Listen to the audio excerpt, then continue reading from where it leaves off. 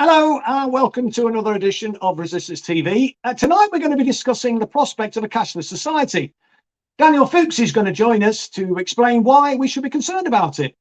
Daniel's perhaps best known for his work as an artist, but he's also a fantastic socialist activist, and he's been trying to raise awareness about the dangers of a digital currency.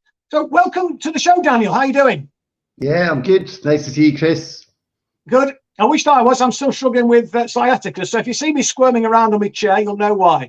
Yeah, I'm taking the vitamin B12 that you recommended, by the way. Yeah, but, keep taking those we'll see how it goes. Yeah. Let's get started. Listen, Daniel, I mean, just set out your concerns about a potential central bank digital currency, because I think a lot of people probably think it would be more convenient than using cash. So, why should we be concerned? Well, that's how it's being sold. Chris, if it's okay with you, what I'm going to do, I've got a very short statement I'm going to read out, which is only 2 slides long, which will outline my concerns about CBDCs, digital IDs, and the social credit system that's going to come along with it. There's a lot of information to get across, and I think in the interest of conciseness, it's better if I kind of read it so I can get the points across. Okay, very cool. Let's get cracked on then, because we've only got half an hour. So as many questions as you want afterwards. Okay. Yeah, cool, mate. Excellent. Go ahead. And so, I believe that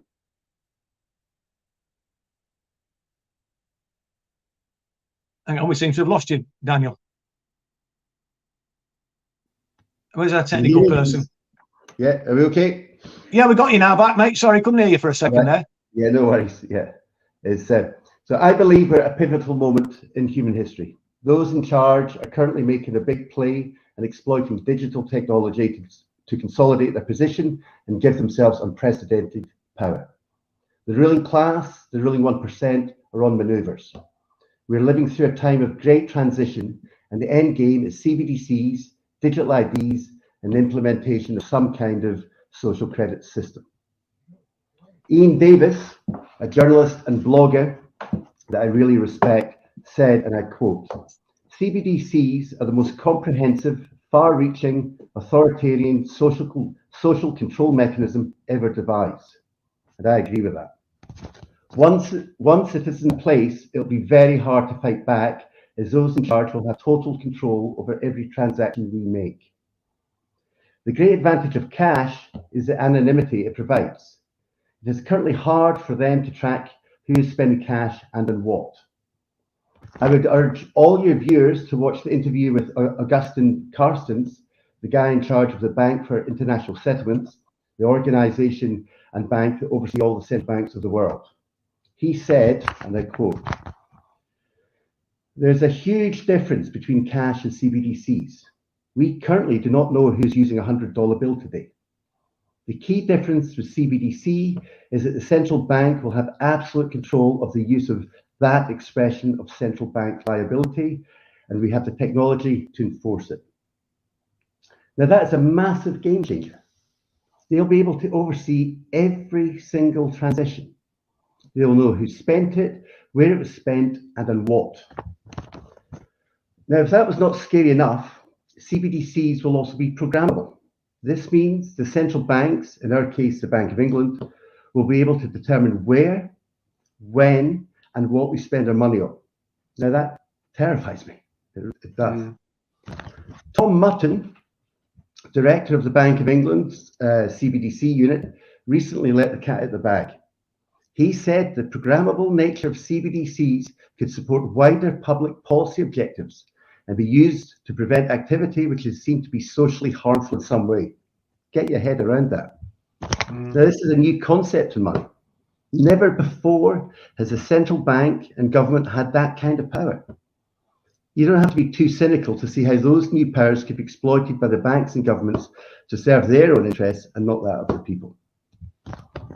Thomas Fazzi, the left-wing MMT guy, wrote, and I quote, "CBDCs would give governments sweeping powers of surveillance and control, allowing them to instantly punish citizens and consumers for behaviours deemed undesirable by fining them or even locking them out of their accounts at the flick of a switch." That's a game changer. I've got more. Hold on, I just need a drink. Yeah. Well, listen, I mean, obviously this is something which looks like it's being pushed around the world.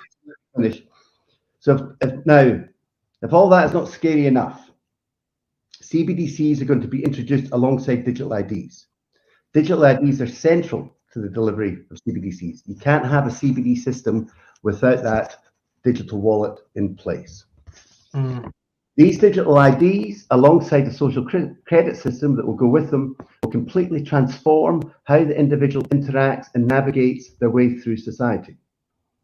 Currently, we're able to leave the house, access public transport, travel within our country, go to work, enter public spaces and buildings, go shopping, and participate in most aspects of society without proving who we are. However, these long-standing universal rights are soon to be replaced by a bespoke authentication verification process where the onus is on the individual to prove that they are allowed to do all these things. Again, this is a massive game changer, and it gets worse. In 2020, the IMF, the International Monetary Fund, suggested these social credit ratings could be established through access to a personal online browsing, search and purchasing history, and the compliance of our businesses with the government's criteria of production, consumption, sustainability, employment rights, trading partners, etc. Now, if you think all of this is a bit far-fetched, then it's worth noting that since last Easter, digital IDs have already been introduced for those applying for UK citizenship. All those in the country applying for citizenship need to prove digitally that they're eligible to rent property and work in this country. My wife is an immigration lawyer who works with those applying for UK citizenship and keeps me up to date with all this. She often reminds me of the great Tony Benn quote. The way a government treats refugees is very instructive because it shows how they would treat the rest of us if they could get away with it. And you just have to look at how they're treating the refugees now. It's shocking. It is also instructive to look at what is going on in China. China has been at the forefront of developing digital ID technology and has led the way in creating social credit systems for individuals and businesses. They've experimented with different approaches in different provinces in recent years and have started to roll out the system nationally. However, I'm still unclear what criteria they've chosen to use to apply these credit ratings. There's a lot of misinformation and anti-Chinese propaganda going around. I find it difficult to get reliable and accurate information about how all this works over there. However, I was interested in the use of the COVID QR system that they used last year. Citizens needed to present a QR code that proved that they had a negative COVID test within the last 48 hours.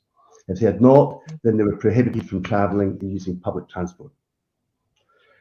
Now, I have no interest in discussing another country's policy on COVID, but this goes to show that the technology does already exist to easily control the movement of masses of people. And it goes without saying that this technology can be exploited in different ways by different governments.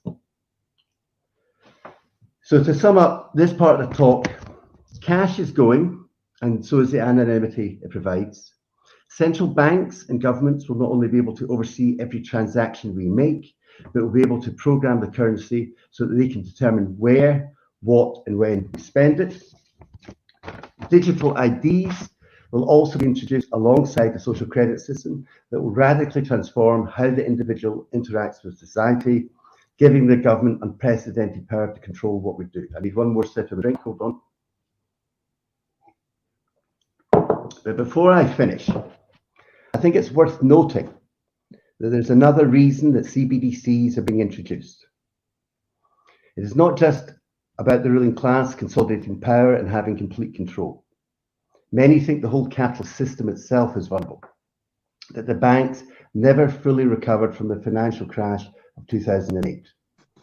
The Marxist writer Fabio Vighi has discussed this. He pointed to the crisis of the repo markets in September 2019. Apparently, there was a great volatility in those markets back then, causing quite a bit of panic. He argues that the great upward transfer of wealth that occurred during the bailout of March 2020 helped alleviate some of these issues, but the systemic failures have still not been addressed. In other words, it's some kind of expensive trillion-dollar sticking plaster. Vighi and others argue that what we are witnessing is a controlled demolition of the current financial system. that they are writing off all the unsustainable debt and starting again. To get more info on this, I would recommend everyone check out John Titus and his YouTube videos examining the US banking system. He goes into great technical detail, not all of which I understand.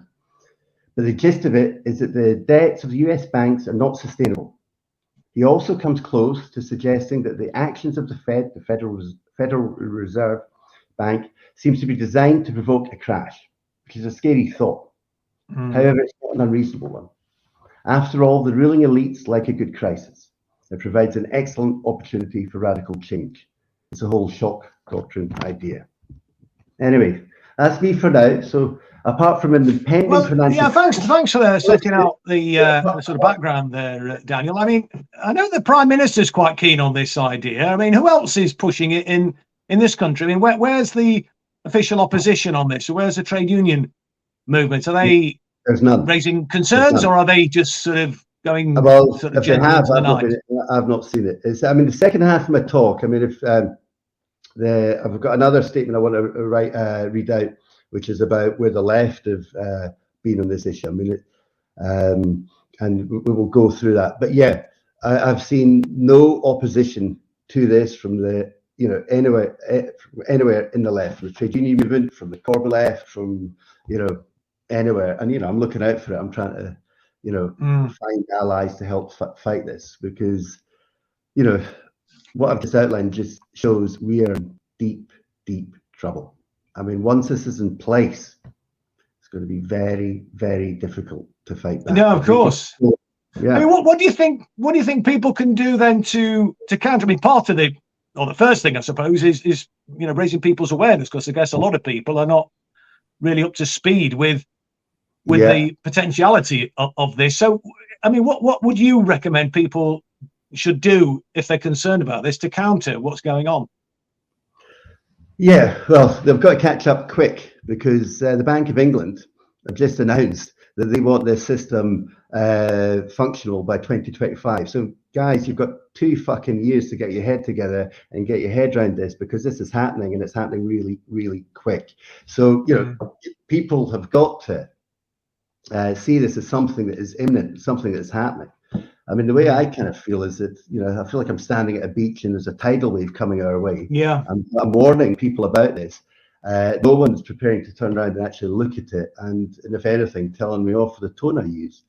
So, I mean, that takes me, let me get my moan out of the way about the left. It wouldn't be me if I wasn't moaning at the left. They keep me in work. Let me outline that, and then we can come back to unpick some of the other issues. If that's, I mean, perhaps you could say, Daniel, why this then should be. I mean, I think you've kind of alluded to it, but why should this be an issue for the left then? Just sort of set that out. Yeah, no, absolutely. I will. Okay, here we go. So, why are the left not addressing the issue of CBDCs? Most of the left have not heard of CBDCs. They're just not thinking about it.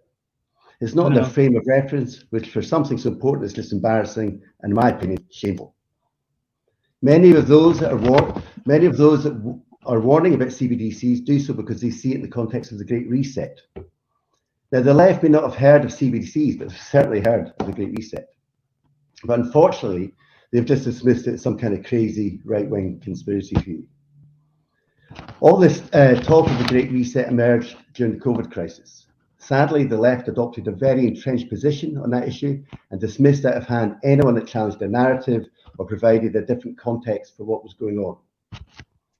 I think the use of the term conspiracy theory in recent years has been interesting. Conspiracy theorist is now the go-to smear of choice. It has even replaced the anti-Semitic smear that was so widely used in recent years. That is now so passé, so 2019. And you're behind the times, pal. I think the left are wrong to be so dismissive of conspiracy theories. Of course, there are some conspiracy theories out there that are associated with the far right and that we should have nothing to do with.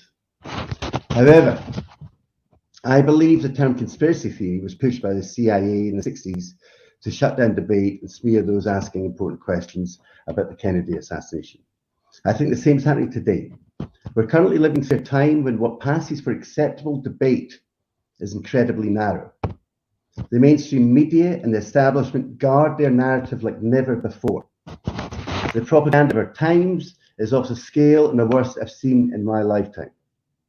By the way, if you're interested in learning more about propaganda and how it's been used by governments in recent years, I strongly urge everyone to follow Piers Robinson, who's brilliant on this subject. Anyway, it was interesting recently seeing that prick George Monbiot try and smear Russell Brand with the right-wing conspiracy theories label. It was outrageous. Brand has been one of the few to conduct himself with great honour throughout the last few years. He is curious and he fights for space for debate. Likewise, Jimmy Dore in the US. When it comes to the notion of conspiracy theories, I agree with Michael Parenti.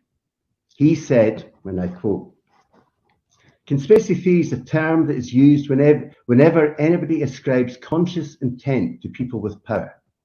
He went on, "You watch out for your interests. You make calculations. What makes you think those at the top don't?" So I think it's very important that the left do not allow our enemies to define the terms of debate. They must not be scared off from addressing the motives of the ruling class and ideas around the Great Reset.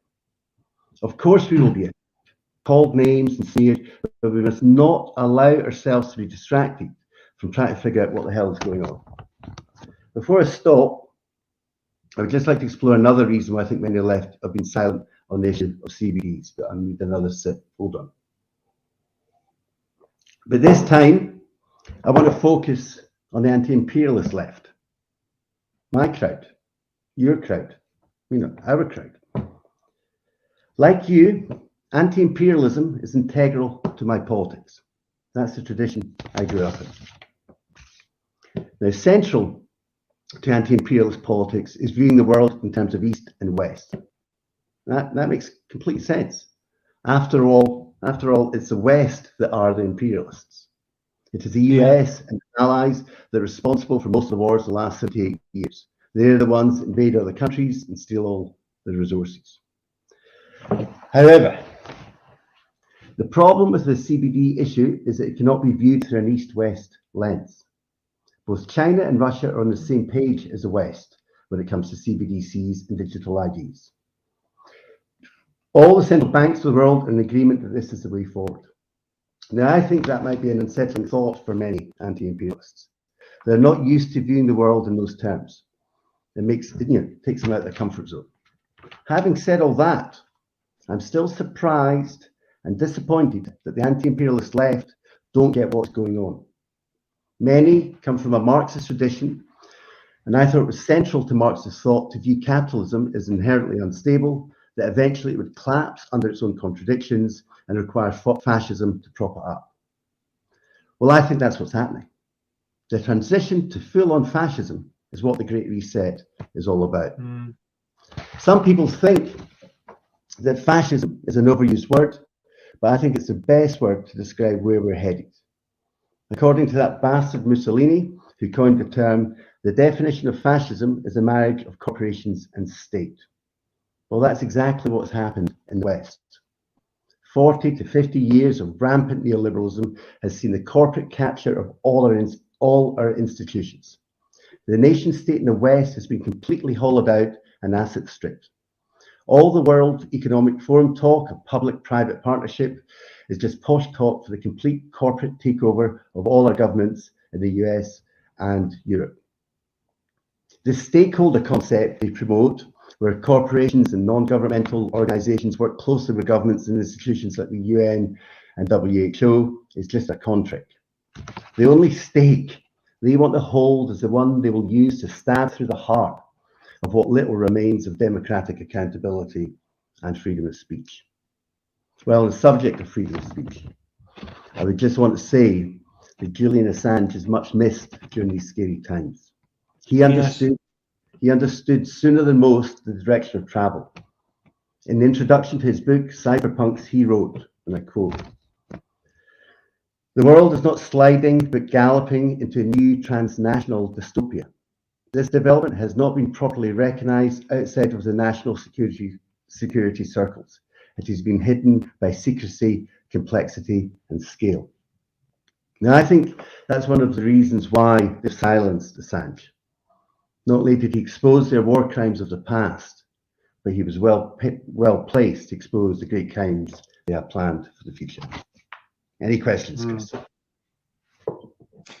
I mean, Daniel, I mean, obviously there's a lack of awareness, as I've mentioned previously. I mean, is there any organised opposition to this? I mean, are there any prominent groups that are leading the charge? And if there are, maybe it's a failure on their part in not actually getting this information out to a wider audience. Look, Chris, I said this to you a year and a half ago when I came up to the Resist Festival. This is not a left-right fight. No. You know, it is class war. It is, you know, the 99% against the 1%. It is us against them, and it is, dare I say it, you know, the many against the few, to use Corbyn's old phrase. But that means that we will all have to reach out and work alongside those we don't politically agree with and fight this. Now, it turns out that those that have been kind of faster in the uptake have been those on the right. Now, I'm not talking about the far right. I mean, fuck them. They don't know shit. I'm talking about the right. Yeah. Some of them have. And, you know, they've been kind of raising awareness to that. There's also, you know, many others who are not politically aligned at all are just instinctively catching on to this and thinking something's not right.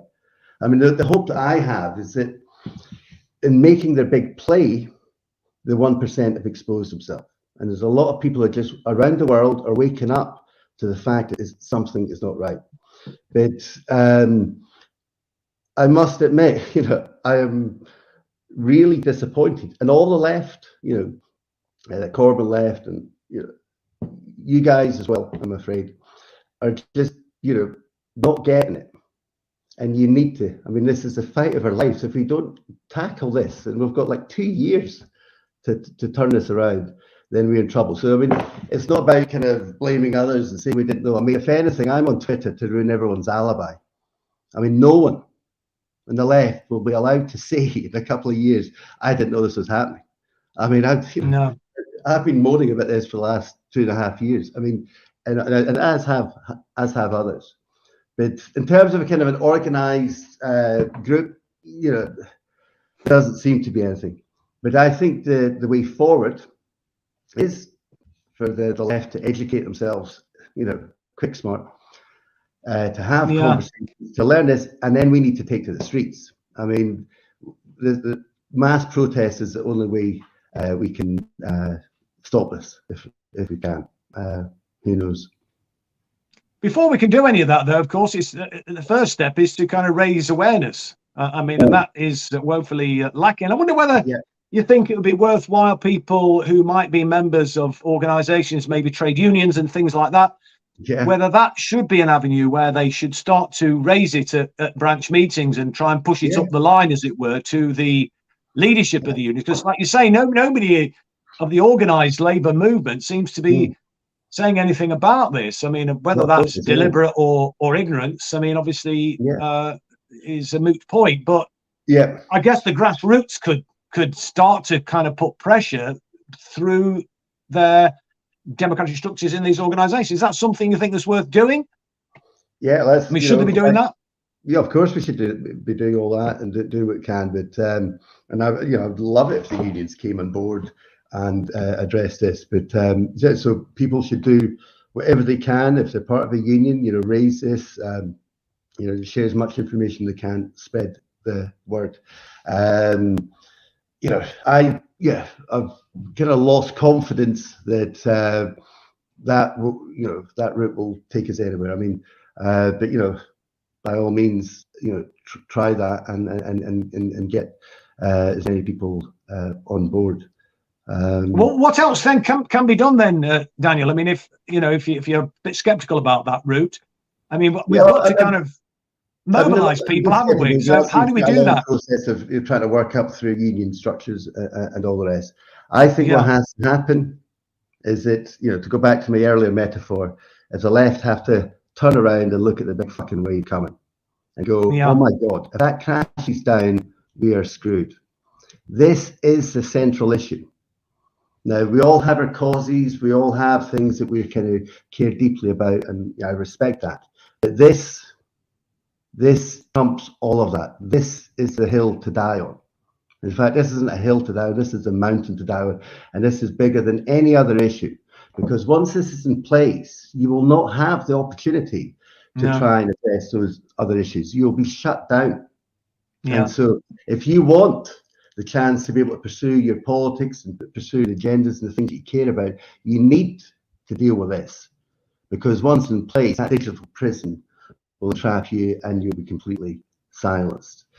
I mean, we could start putting stuff out, of course. I mean, I think you've touched on one or two sources of information, but I mean, are there any kind of other useful sources of information that people could go to learn? I mean, very kind of, baby step ways, because I think, it's just, people have got no knowledge, or some people have got absolutely no knowledge at all. So I just think maybe an introduction to this. I mean, where would do you know? I mean, where would be the best place to go? Just get an introduction. I'd be happy later if we could upload, the stuff we've written, spell check it first, and then I'll put a whole load of links with people I respect. There are so many people out there I respect. I mean, Simon Elmer, who's of the left, has been, amazing in all this. He's on Twitter of Architects for Social Housing. There are a range of voices. Thomas Vassey, who I said before, the M&T guy, is, he seems pretty switched on. There's Ian Davis, who comes from a tradition outside the left, but I think is totally kind of spot on and worth following and learning for. So, I'm happy to help. Once I get my moan and my, tell you all off, I'm happy to, sit down and work out a way of, educating and creating links. So put my essay on there, put a whole load of people that I think people should follow on there, and links to articles so that people can share it. You need to get your head around it quick. You need to see it not just as a technical kind of currency matter. It's really important that you see it in the context of this massive transition. If you don't see it in that context, then there's going to be a complacency. I mean, they are making their play. It's happening. And, I'm just gobsmacked that no one else, is panicking about that. I mean, I was kind of pleasantly surprised a couple of weeks ago. I thought Daniel Fooks, who was, unfortunately has been beaten up in solidarity. That's terrible. But a couple of weeks ago, someone said, "Oh, he's been talking about CBDC." So I went on Twitter to see what he was saying, and I couldn't believe it. I mean, he was arguing for them, and I think, if that's the state of the left, then we are totally screwed. I mean, if it sounds like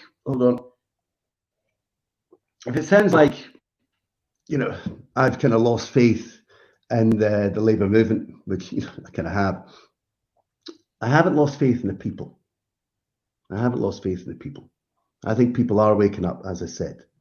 Well, I mean, one of the points you said, Daniel, it's funny, if it's a slogan that I was actually using in the 2017 election when I got re-elected. I was making the point that it's not a question of left and right anymore. It's a matter of right and wrong, and this is clearly, I think, one of those issues. And I know we've spoken together about the need for us to, reach out and bring people on side, people you won't necessarily, agree with on everything. I mean, my view is that, look, where you agree, let's agree, and have fraternal disagreements where you don't. And I think that's going to be really important. But listen, Daniel, we will actually share some of that information that you've suggested in terms of where people can go for further sources of information about this issue, which is a kind of a massive thing. And I mean, whilst awareness might be pretty low at the moment, and you may be, pretty kind of upset with the fact that, the left and the Labour movement hasn't been really kind of taking this issue seriously. But I think if we can actually, start to push this issue and, a sort of trickle, as it were, of opposition could very quickly become a flood. And I do honestly think that, the organised Labour movement does have an important role to play in this. You Yeah, know, absolutely. we shouldn't sort of dismiss that. Even Yeah, and though I've been, they've and, really to not be been up to fair to the speed. unions, I've been very impressed with some unions in recent months, and and I'd love to get them on board with this. But it's Well, let's maybe hope then that this is perhaps the beginning of maybe doing that, at least in some small way. Finally, then, Daniel, where can people just kind of keep up with what you're up to? I mean, where can they follow you on social media and things like that? Yeah, I live in Twitter, so you can find me any time of the day. So I mean, I'm on Twitter. If anyone wants to get in touch, I'll I'll be tweeting all the stuff that I'll share with you. Yeah, cool. What's your Twitter handle again, Daniel? To read and some of the technical stuff about all. Sure. What's your Twitter handle again? I don't know. God, I think Daniel Fooks Art. Daniel Fooks Art. Daniel Fooks Art. Discover Twitter. Yeah, Daniel Fooks Art. I think it is. Yeah. Daniel Fooks Art. Right. So look up Daniel Fooks Art then on Twitter. I'm sure there'll be lots of useful information that Daniel will be putting out. I know he does actually. So that's I mean another or one of the important sources of information. So.